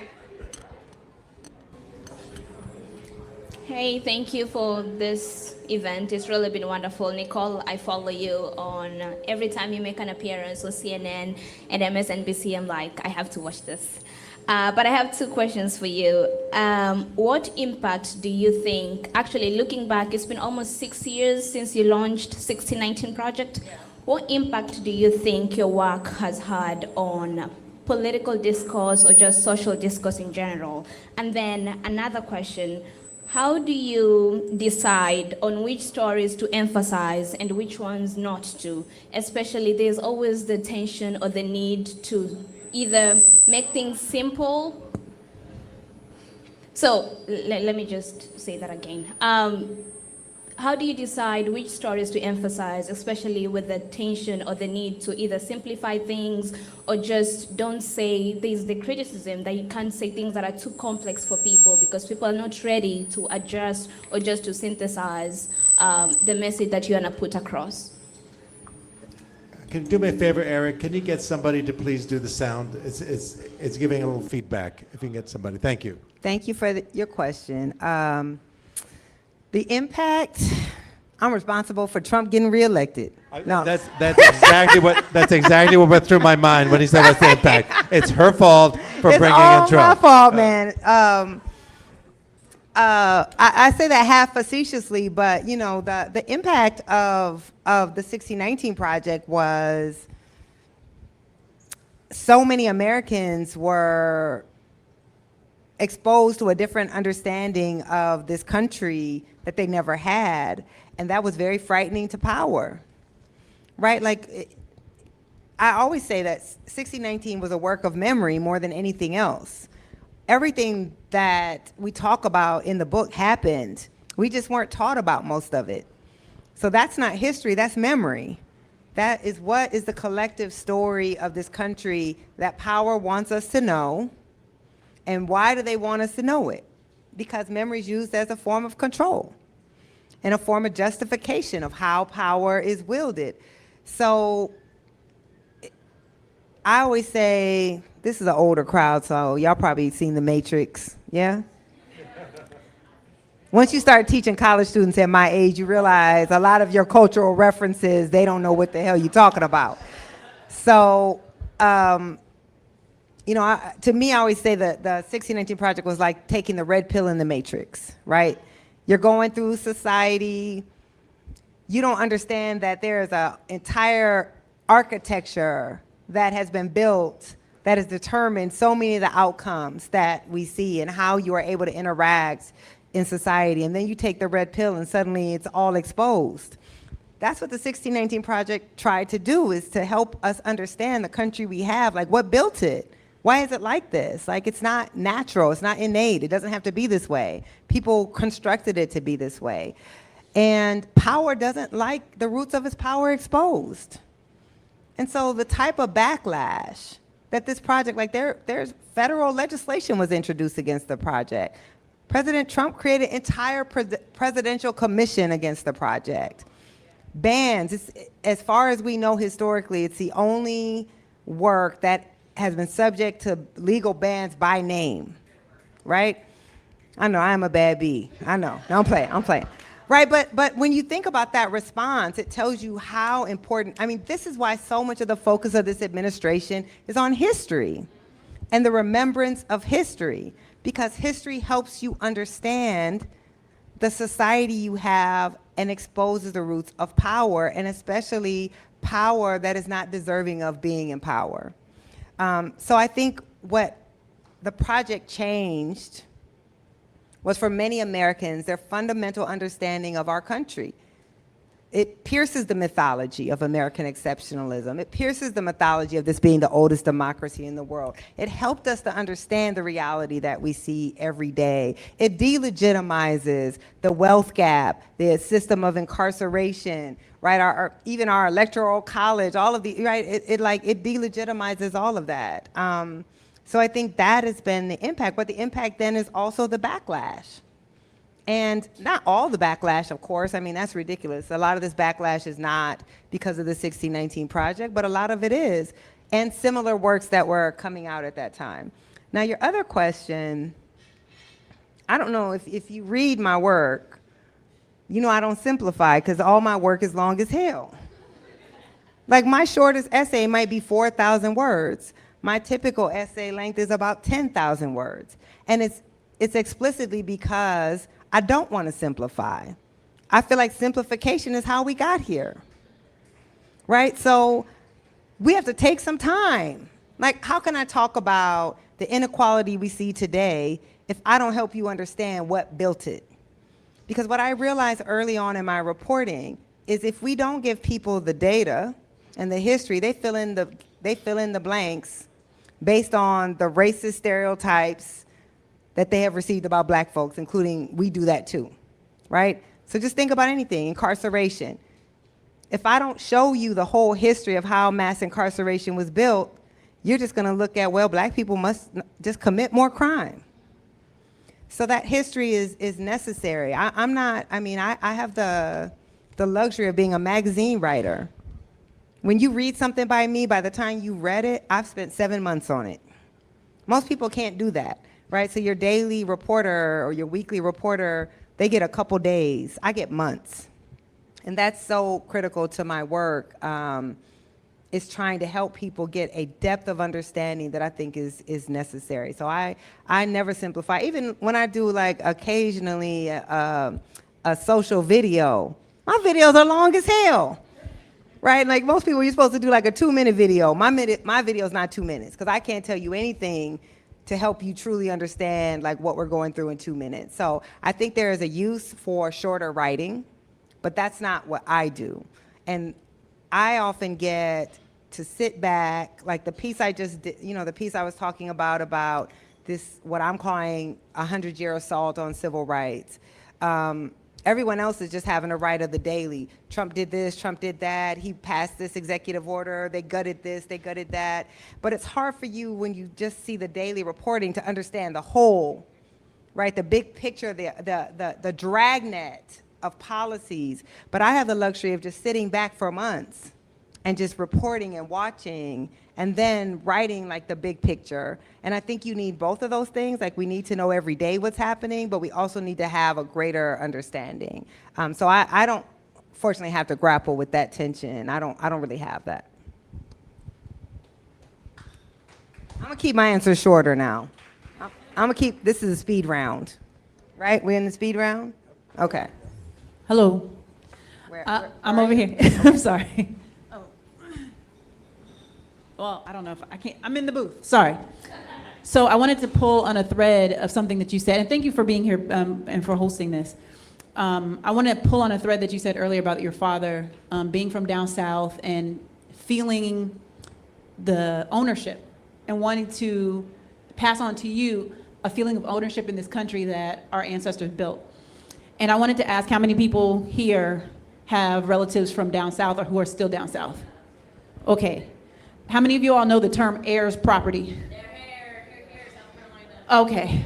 So this is my soapbox that I work on or have worked on for a while in Southern Maryland, is that there are many black people in this country who own and are entitled to land and they don't have a deed to it. So we're talking about archiving, which my illustrious historian sister has mentioned, and the young lady here in the front has mentioned. Also, please go and check the deeds to the property that you own in this country, the things that may or may not eventually be showing up in your courthouse, Keep your family tree, family records, because that's the only way we've been able to prove that some of these people who've lived on this land since enslavement actually have title or claim to a property. Those things eventually will start disappearing in a fascist society as well. When they disenfranchise us in one way, you know they are going to disenfranchise us in all the ways, right? So not only archiving your genealogy, not only sometimes we've used family Bibles in which, people have marked the family tree through that way, and that we have used, coming from the Farm Bill in 2018 with Tim Scott, a broken clock is right twice a day, right?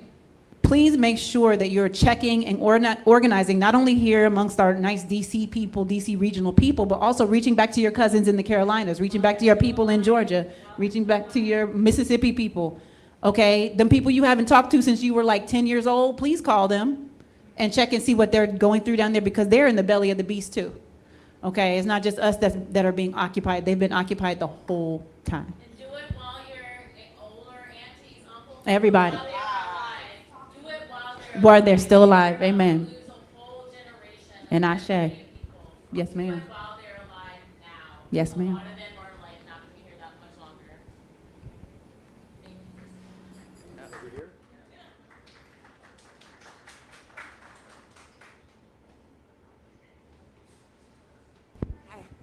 Hi, thanks. My name is Rhonda, and one tip is to practice oral history.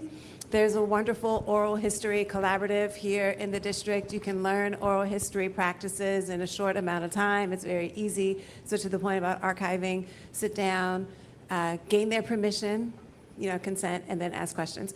Nikole, I really appreciated that you named the billionaire class. My girlfriends and I were just talking about this yesterday. So my question is, can you talk more about the opportunity and possibly the obligation of the Black billionaire class or millionaire class to, one, address the present need of the 300,000 laid off Black women? That's a problem that can be solved quickly with ingenuity and commitment. And then also what that teaches us or exposes to us about class allegiance and how we try to separate race and class, and how moments like this expose really who's committed to the culture and who can get a little sometimey or a little iffy about that. I'd love to hear you complicate this. I mean, I know y'all saw that picture of a certain billionaire class sitting at a table with certain son of autocracy and daughter. Okay. I mean, look, I don't know what I can really add. I think we all know. I don't know what to add. On the one hand, I feel like we will be perpetually disappointed by the class loyalty of Black billionaires, right? Like, they're not going to save us, but I also do believe in public shame and pressure campaigns. I feel like there are ways to educate folks to help them understand what is necessary in these times. And I guess I also have to think folks may be doing things that we don't know, that there may be a lot of people who are also moving in silence. But there is something about, I mean, this is where they say that phrase like touch grass. Because there is something about, like, when you make a certain amount of money, your whole life, like who you associate with. You remember that story about like Jay-Z's jogging buddies? Do y'all remember that? Oh, y'all don't remember that? Okay, Google it. But it's basically like, when you're rich as hell, you hang around other people who are rich as hell. Like when you're a billionaire, you hang around billionaires. And so that does change. It changes how you engage politically. And I don't know, I'm probably like the last person who can like call people into that, because I'm very abrasive, as you see, right? Like there's a reason that certain people are like political organizers, because they have the ability. I just believe in like public shame, right? Like I'm just gonna call you out on it.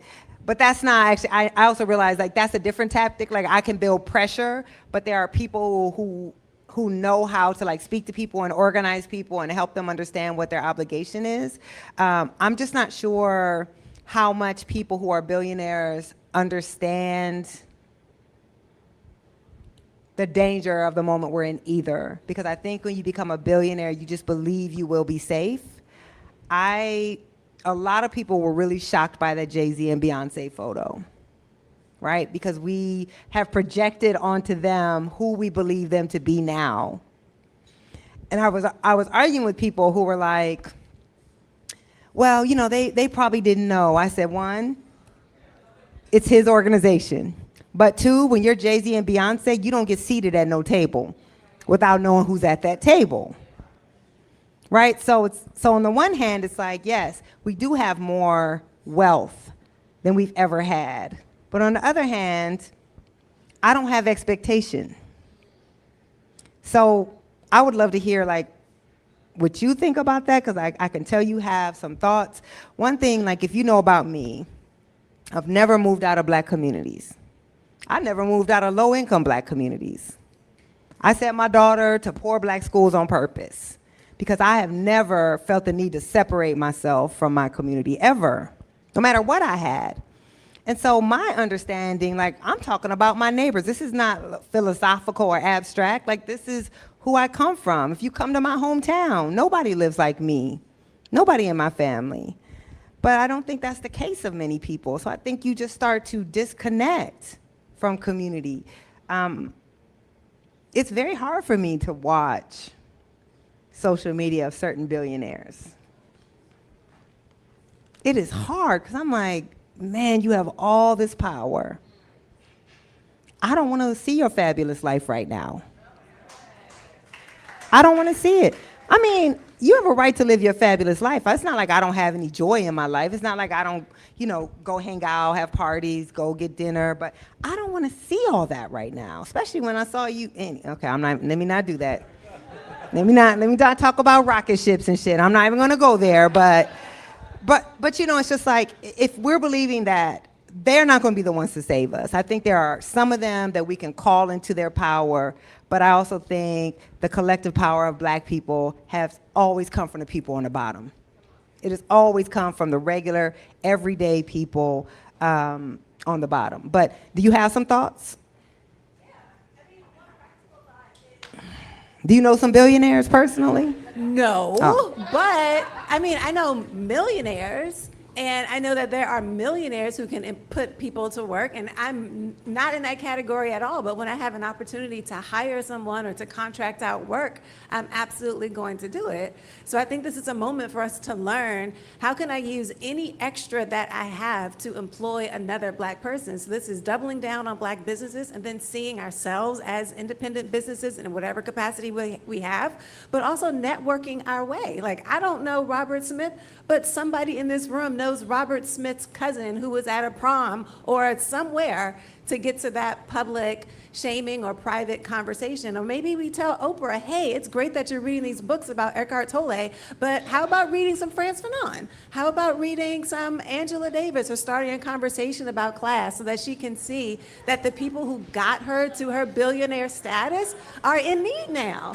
Like, I was at the Beyonce concert, half broke, and a lot of us also put a lot of money to get them to where they are. And so they're thinking that they were self-made is just a false. It's just so incredibly false. But I think we have to see that as an opportunity first and then act on it. So the people who do have the connections can say, hey, you know what we need to talk about? We need to talk about you showing up in this moment in a very different way than you are right now, why that's possible for you, and why it is an obligation because you didn't get here by yourself. Yes. I mean, look, again, I like public shame. I do. I think calling people out and sometimes there's a harsh way to do it and sometimes there's not. Sometimes you just say, that was hurtful to our community to see that. You have a lot of power in this moment. So why would you do that? Help us understand and maybe try, to do something differently. But I think what's more powerful is what you said, is that we all, again, one of the things Timothy Snyder talks about is, the strategy is to overwhelm us. right? Like there's so many different fronts to fight on that you feel immobilized because you can't fight on every front. So we all have something though. So what he says is pick an institution and defend it. Pick one.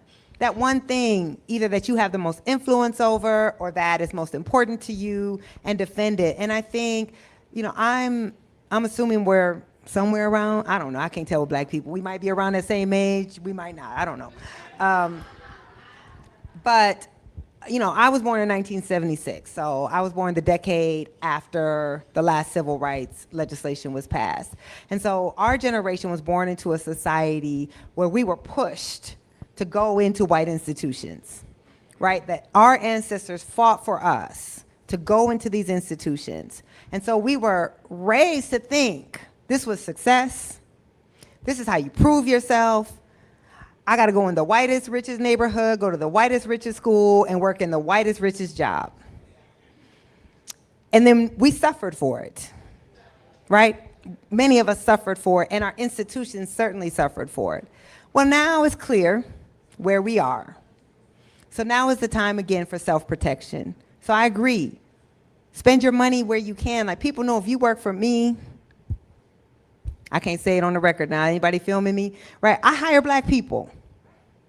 It might take me longer to do so because because of inequality, it's harder to find people to do certain things. It may be more work, but I'm like, if you're making money off of me, everything, I told my daughter, you can go to any college you want to. I'm only paying for a HBCU though.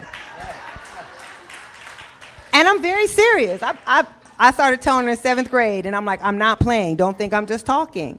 I will support you in all other ways, but I did not work this hard to get this little bit of money I have to give it to some rich elite institution, right? So we should always be able to have the choice to live where we want, eat where we want, work where we want, go to school where we want. But with that choice now, we need to choose ourselves. So I agree, like we have more control than we think we have. We can't, and this is the only thing I'm thinking about all the time. We can't stop none of what they're doing. We can't control none of that. But we have a lot of control around our own lives, what we invest in, what we support, how do we help black women, how do we help black communities, how do we help immigrant communities, right? The things that are of value to us, we actually do have some control. And can we call some billionaires into it? You know, you call Robert Smith, that's easy. He's probably already doing this stuff, right? Like, this is someone who has shown a value in some ways, though he also is being investigated by, so, okay. Maybe the value gets a little muddy because he's trying to not go to jail, but billionaires of any race will not save us. Black capitalism will not save us. Now is the time for community. I think maybe we have time for one more. One more question? All right. Yeah, one more question. Hi, everybody. Thank you, Nikole, for being here. My name is Angel, Dr. Angel Miles, just to be specific. So I wanted to respond to you.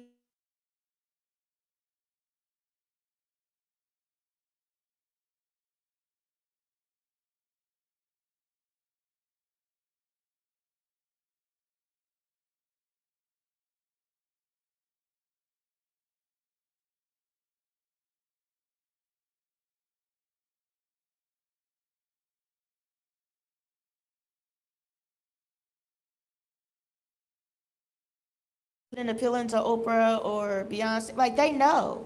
Like, I just don't feel like why we need to convince them. Like, Oprah been reading that books forever. Like, she's been in every movie. She knows. So, like, they're making calculated decisions. Like, they know about, you know, I mean, I'm not saying like they, you know, that they can't still learn things, but I just feel like we just need to make our moves and focus on the people who are already invested in us and build that up, and then hope that everybody else catches up. But like, I'm just not interested in, and also I feel like people who are surprised haven't really been paying attention, because Beyonce been talking about, she's been rapping and singing about how capitalist she is, and Jay-Z forever. So I don't understand why people are surprised. So that's just one thing. But like, my question is about for Andy, like, is that, and Nikole too, just like, how can we build on the divisions that are growing now between the people of color coalitions, like since this election. That I feel like media is also like social media is also like trying to work on divisions too. And so I heard like Andy asking like, well, what should Black people do? But I'm interested in like what non-Black people of color should be doing right now, because some of them are getting a wake-up call about their proximity to whiteness, and like have some of them like have they had a meeting like to like rethink this whole situation? Like I will vote for Donald Trump. You yeah, remember that? yes, and how can we build trust? Which there's always been division, and I'm not saying that Black people haven't had our own like I forget the word for it, but like we have our own issues in terms of cultural divisions and our own biases towards immigrants, our own biases towards Black people who are not, ancestors of slavery in this country. We have all that. That's always kind of been here. We're working on it.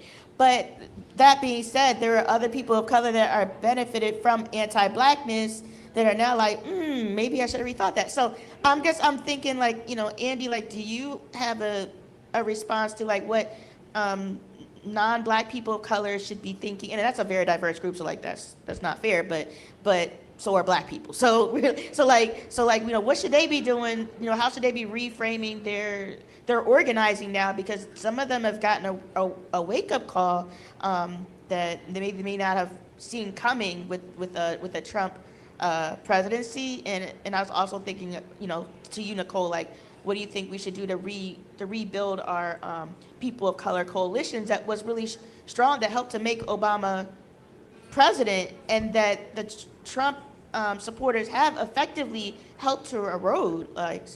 Anyway. I think what I've been saying is that in this time, and I think alluding to something that Nikole was saying, it's very dangerous times for people of color, for Black people. Very dangerous times right now.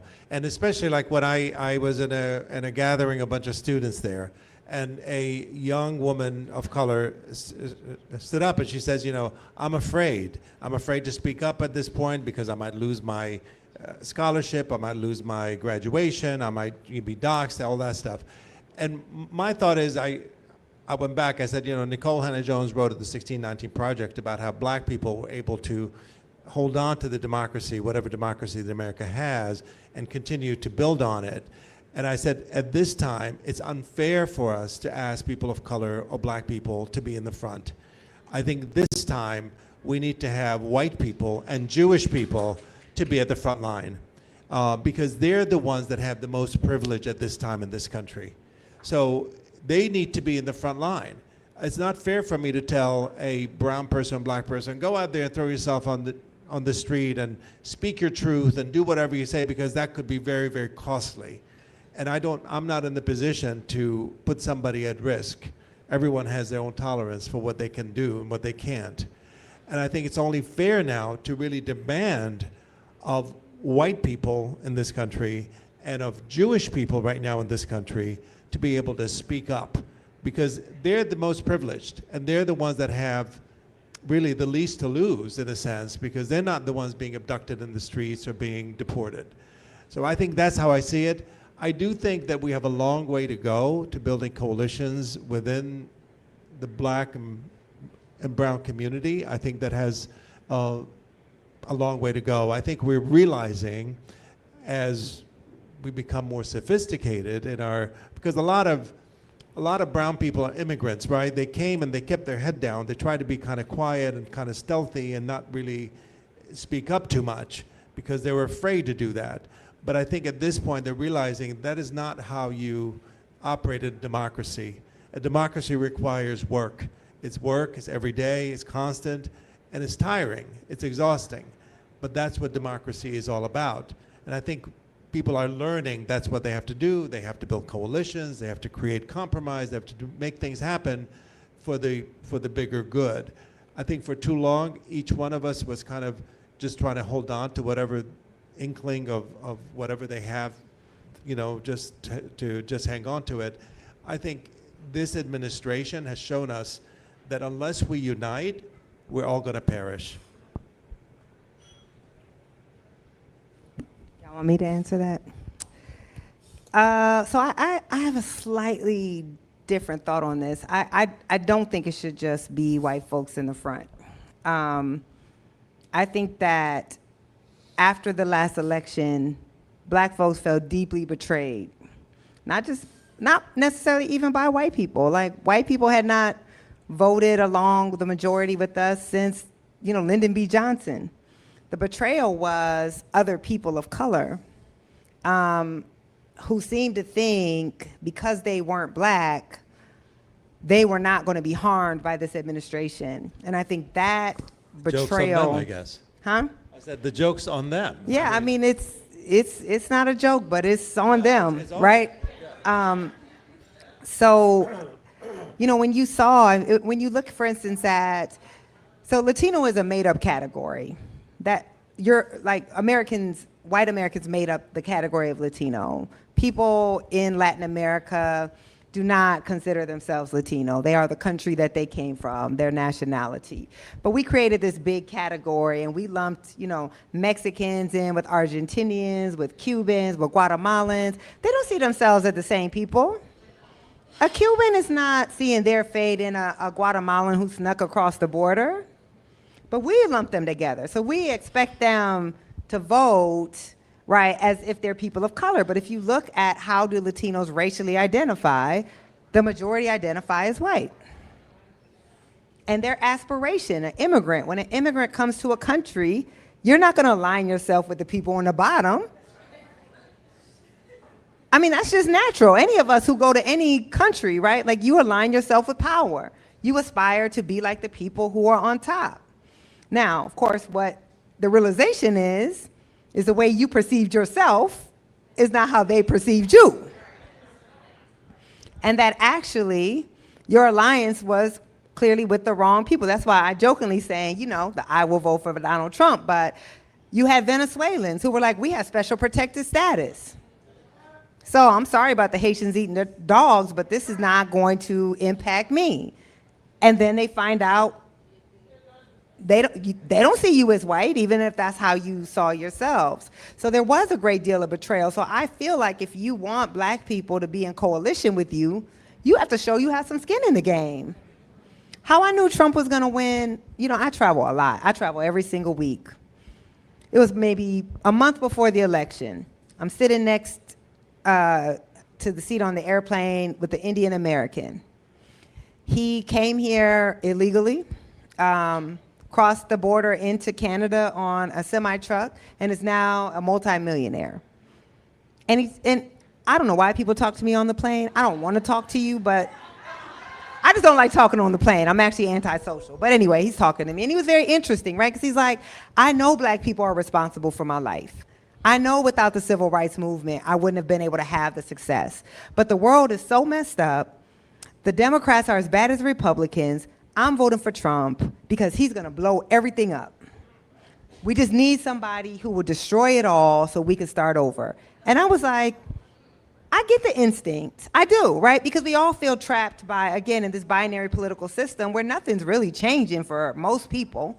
But I'm like, don't you realize all the people who are going to be harmed if that happens? Like, the blowing up is going to hurt a lot of vulnerable people. And he was like, I get it.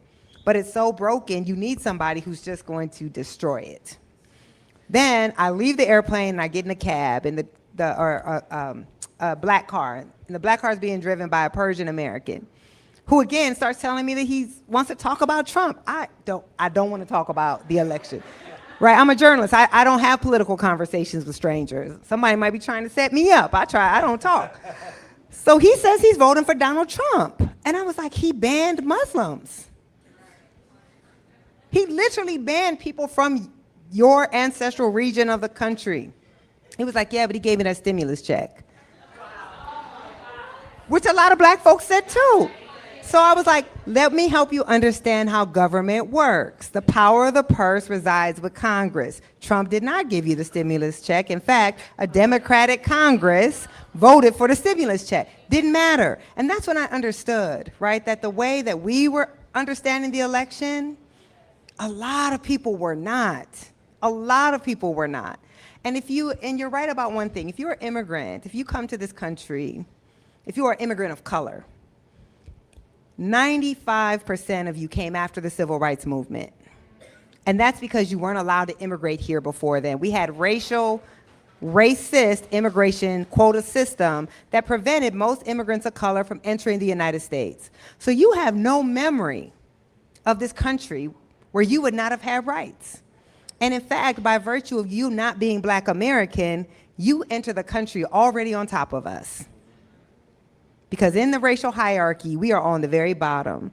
And so your understanding of what this country is capable of what this country can do to you is very different from Black people whose ancestors descended from slavery here. And I count that as if you're a Black immigrant to the United States, right? You just have a very different understanding of this country.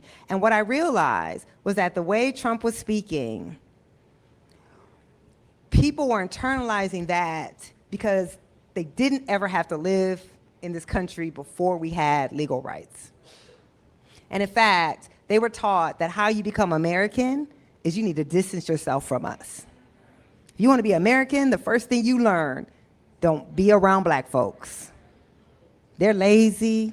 You come here with nothing, and you're able to have opportunity, and they won't take it. So I think that, one, none of us can say we're not going to put ourselves on the line. Like, history's going to remember what we do in this moment. Every person in this room likes to imagine you would have been marching with King. Most of y'all would not have been. Because if you're not doing anything now, you wouldn't have been doing anything back then. So we need to be very hard on ourselves in this moment. We need to say, yes, some of us, like, I'm putting myself on the line out here speaking how I speak. Trust me, the easiest thing is to be quiet right now. The easiest thing is to censor ourselves. So we can't say because you've had it hard before, you can opt out now. There's no opting out of this struggle. And so one day, when you talk to your grandchildren about what you did in this moment, are you going to be lying? Or are you going to be telling the truth? Because what you're not going to do is admit that you didn't do nothing. So I'm not letting us off the hook. None of us.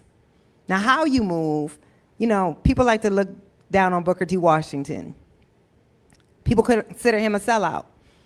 What they don't know was Booker T. Washington was telling the white folks what what they wanted to hear, taking their money, and then funding the movement.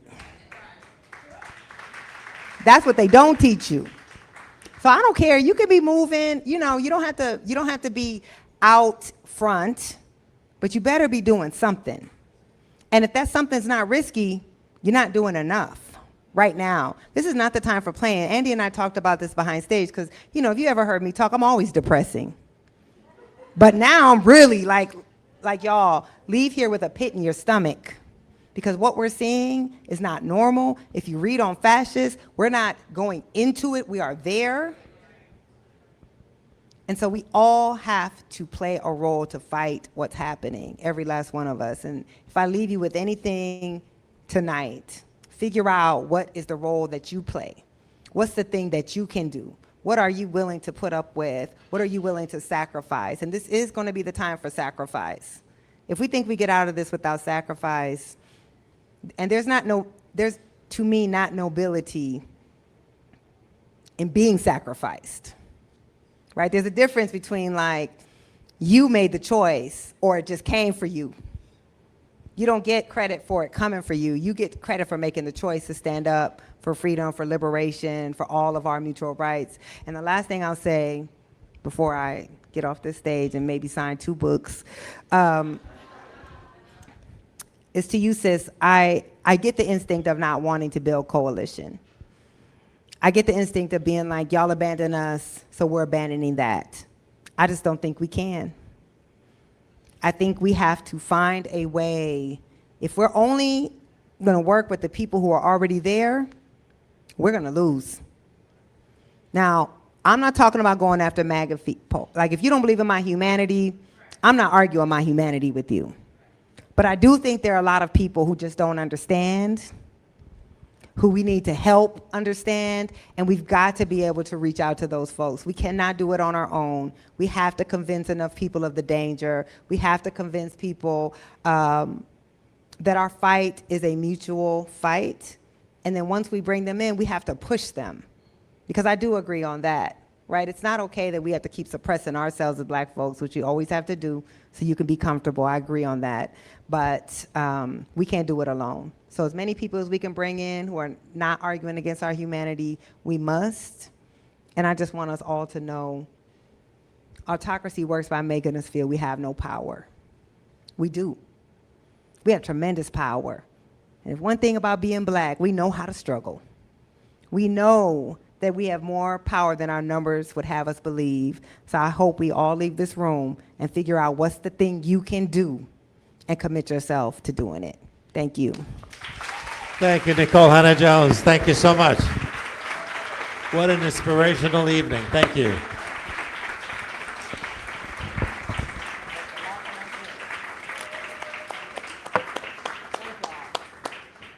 So we're going to do, how many people want to have their book signed? More than two. We have more than two. All right. So we're, I think at the store. At the store is where they want to, probably behind the counter. It'd be easier.